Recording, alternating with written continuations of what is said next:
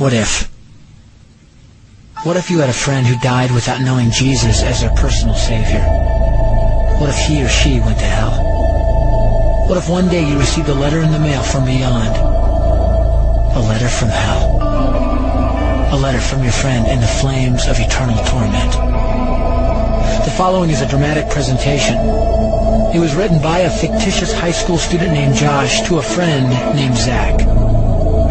Although Zach had every opportunity to tell Josh about Jesus, he didn't. They were best friends. They played soccer together, they went to classes together, they partied together, they shared their lives with each other. But there was one thing Zach held back from Josh: his personal relationship with Jesus Christ. The rest of the story is simple and sad.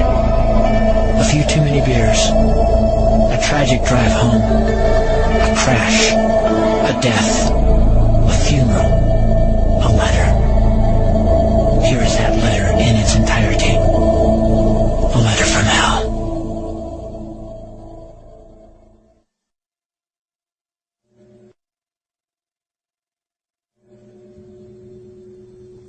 Dear Zach, I died today. It's a lot different than I expected. You see, I always thought dying would bring me into a world that's foggy and hazy. But this place is crystal clear. It's even more real than my life on Earth. I can think. I can talk. I can even feel. Right after the wreck, I could feel my spirit leaving my body. It was the weirdest thing, Zach. I thought I heard you screaming out to me, man. I must have been just imagining things. At first, I was just standing in line, getting registered, I guess. They asked me for my name and began to look in this thing they call the Book of Life. I guess they couldn't find it, though, because this huge angel standing next to me grabbed me by the arm and started dragging me away. I was terrified. I had no idea what was going on. I asked the angel where he was taking me, but he didn't answer.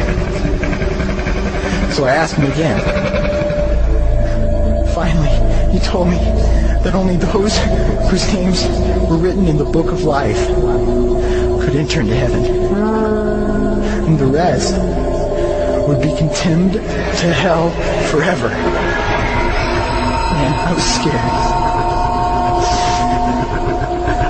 The angel threw me into some kind of holding cell where I've been sitting and thinking for a long, long time. Do you want to know what I've been thinking about? I've been thinking about you. Zach, you're a Christian. You told me so yourself. I mean, we talked about it 3 different times today. Kelly brought it up, and you laughed it off. Coach Adams brought it up, and you changed the subject. I mean, it came up right before the wreck. Well, the question I can't get out of my mind is this, Zach. Why haven't you ever told me about how to become a Christian? I mean, you say you're my friend, but if you really were, you would have told me about this Jesus and told me how to escape this terrible place that I'm headed for. I can feel my heart pounding in my chest. The angels who have been chosen to cast me into hell are coming down the hallway. I can hear their footsteps. I've heard of this hell, Zach. They call it the lake of fire.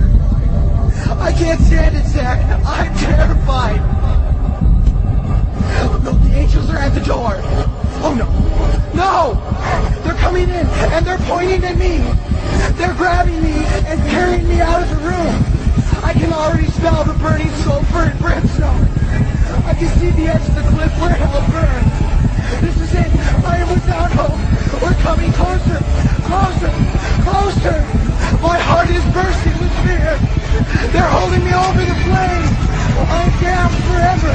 This is it. They have thrown me in. Fire. Pain. Hell. Why, Zach? Why didn't you ever tell me about Jesus?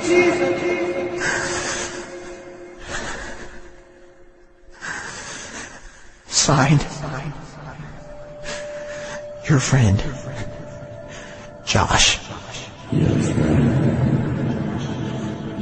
P.S. Wish you were here. Wish you were here. Wish you were here. Wish you were here. Wish you were here. Wish you were here. Wish you were here.